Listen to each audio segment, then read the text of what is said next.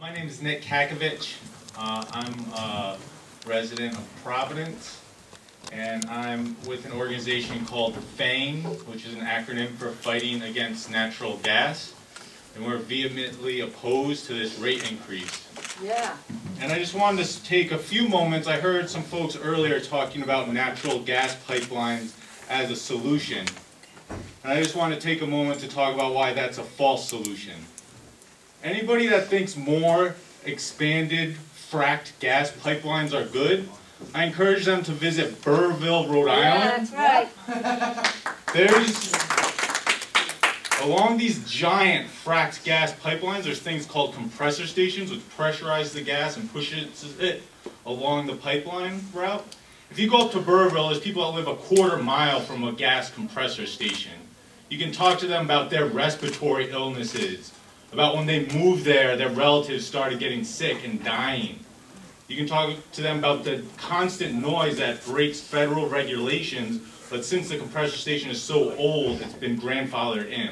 So when we talk about gas pipelines, people are directly impacted by them, and the gas from these pipelines is extracted using a process called fracking, which is hurting frontline communities in Pennsylvania.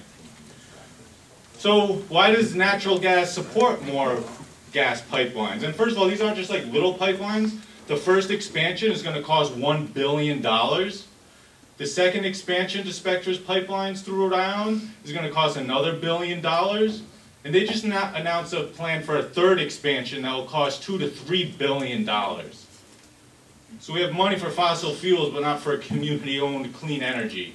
And that's why. Yeah, that's right. And that's why I think National Grid supports more gas pipelines, because they don't want us, the people, owning our own energy, our solar on our roofs. That's right.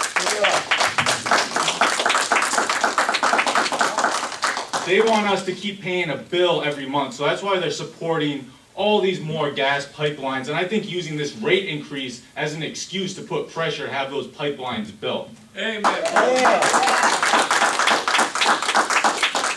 And we all know National Grid. We've heard lots of truths about how awful that company is, how they're about greed and everything. And if you think they're bad, y'all should also check out Spectra Energy, the company that's trying to build these new pipelines.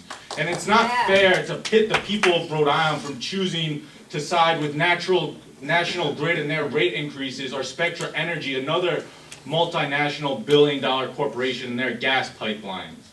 So what FANG, we really believe in fighting for clean, community-owned energy and energy efficiency, and that way we'll actually use less gas, and then that way the rate should actually go down in our communities.